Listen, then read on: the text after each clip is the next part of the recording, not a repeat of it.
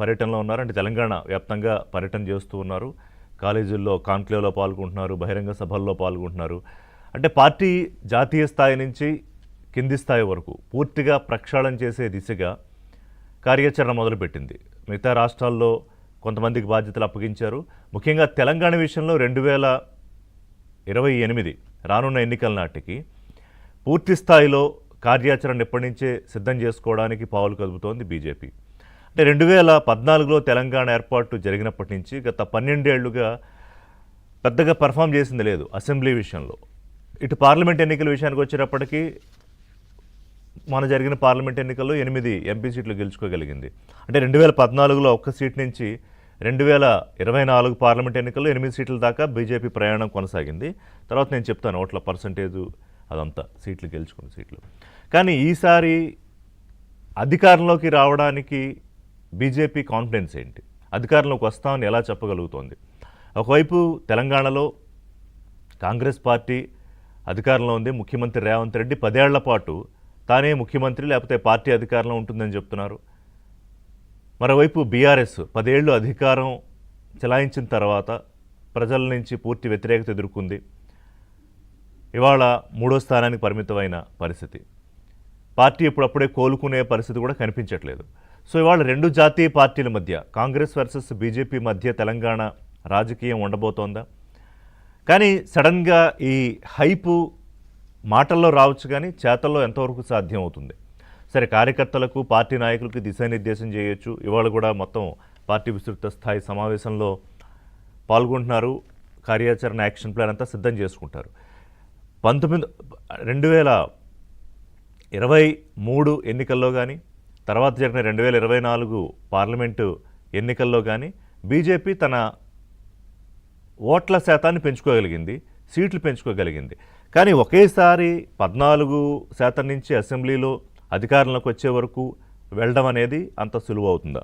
దానికి బీజేపీ నాయకులు చెప్పేది ఏంటి? ఎప్పుడో 1980లో పార్టీ ఆవిర్భవించిన తొలినాళ్లలోనే మొదటి సీటు పార్లమెంట్ సీటు తెలంగాణలో గెలుచుకున్నాం, దేశంలో 2 చోట్ల గెలిస్తే. సో అప్పటి నుంచి తెలంగాణ ప్రజలకు బీజేపీ మీద ప్రత్యేకమైన అభిమానం ఉంది అని. సో దాన్ని ఈ 12 ఏళ్ళు గడిచిన 12 ఏళ్ళు ఇంకో 2.5 ఏళ్ళలో సుమారుగా మళ్ళీ అసెంబ్లీ ఎన్నికలకు వెళ్ళే పరిస్థితి. సో ఎందుకని దాన్ని క్యాప్చర్ చేయలేకపోయింది బీజేపీ? సరే, ఇందులో గ్రూపు తగాదాలు కాంగ్రెస్ పార్టీలో సహజంగా ఉండే గ్రూపు తగాదాలే బీజేపీలో కూడా కనిపిస్తున్నాయి. అది వర్గాలుగా విడిపోవడం కావచ్చు, ఇప్పుడు బండి సంజయ్ వర్గమో, కిషన్ రెడ్డి వర్గమో, లేకపోతే ఈటెల రాజేందర్ వర్గము. సో పార్టీ నాయకులకి మధ్య వ్యత్యాసం ఉంటే కింద కేడర్లో కూడా ఆ డివిజన్ ఉంటుంది. సో ఇప్పుడు ఆ వర్గాలు ఇవన్నీ పక్కకు పెట్టి ఏకైక కార్యాచరణ అంటే అధికారంలోకి రావడం ఎజెండాగా పనిచేయాలనేది పార్టీ జాతీయ అధ్యక్షుడు ఇచ్చిన సూచన మాత్రమే కాదు, దీనికి బాధ్యులుగా ఇప్పుడు మహారాష్ట్ర ఒక మంత్రి, అలాగే ఒక ఎంపీ, ఇక్కడ రేపు జరగబోయే వరంగల్ మున్సిపల్ కార్పొరేషన్కి బండి సంజయ్, మన కరీంనగర్ గెలిపించారు కాబట్టి బండి సంజయ్, ఇలా బాధ్యతల వారీగా అప్పచెప్తూ వెళ్తున్నారు. అలాగే సునీల్ బన్సల్, ఇప్పటిదాకా తెలంగాణతో పాటు ఒడిశా ఇతర రాష్ట్రాల్లో కూడా ఇన్ఛార్జిగా ఉన్న సునీల్ బన్సల్ పూర్తిగా ఈసారి తెలంగాణ మీదే దృష్టి పెట్టబోతున్నారు. అంటే మనం గతంలో అనేక అనుభవాలు చూసాం బీజేపీ విషయంలో. ఏదైనా ఒక రాష్ట్రాన్ని కనుక సీరియస్గా తీసుకుని ఫోకస్ చేస్తే అక్కడ ఏ స్థాయిలో వాళ్ళు రాజకీయం చేస్తారు, ఒకటే అధికారానికి దగ్గరగా రావడం కానీ లేదా అధికారంలోకి రావడం కానీ. సో ఇప్పుడు ఆ లిస్ట్లో తెలంగాణ ఉంది. ఆల్రెడీ కర్ణాటక మీద ఫోకస్ ఉంది, ఎందుకంటే గతంలో కర్ణాటకలో ఒకసారి అధికారంలో ఉన్నారు. ఈసారి కర్ణాటక, తెలంగాణ సరిగ్గా ఈ 2 రాష్ట్రాల ఎన్నికలు కూడా 2028లో మొదటి క్వార్టర్లో కర్ణాటక ఎన్నికలు ఉంటే చివరి క్వార్టర్లో తెలంగాణ ఎన్నికలు ఉంటాయి. ఈ 1 నేషన్ 1 ఎలక్షన్ లేకపోతే ఇవన్నీ లేకపోతే కనుక యాజ్ పర్ షెడ్యూల్ నేను చెప్తున్నాను. సో ఇక కాంగ్రెస్ పార్టీ ఆశ ఉండొచ్చు, కానీ అత్యాశ ఉండకూడదు అన్నారు పొంగులేటి మంత్రి. అంటే కిషన్ రెడ్డి పగటి కళలు ఎన్నన్నా కనొచ్చు అని.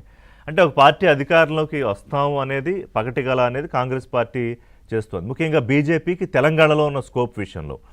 దానికి ఆధారం ఏంటంటే నెంబర్లు తీసుకుని మాట్లాడచ్చు, లేకపోతే ఇక్కడ ప్రస్తుతం పార్టీకి ఉన్న బలమెంతో తీసుకుని మాట్లాడచ్చు. కానీ రాజకీయాల్లో ఎప్పుడు ఏదైనా జరగచ్చు. దానికి ఎగ్జాంపుల్ కాంగ్రెస్ పార్టీ.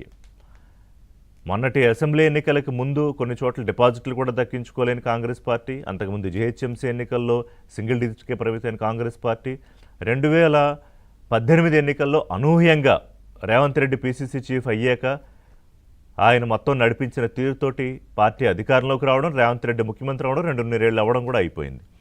సో అందుకే రాజకీయాల్లో ఎప్పుడూ డైనమిక్గా ఉంటుంది, ఒకలాగే స్టాటిక్గా ఉండవు పాలిటిక్స్. సో ఇప్పుడు ఆ డైనమిక్స్ని మార్చబోతోందా తెలంగాణలో బీజేపీ? పైగా ఇంకొకటి క్లారిటీ ఇస్తోంది ఏంటంటే బీజేపీ రాష్ట్రంలో ఒంటరి పోరు.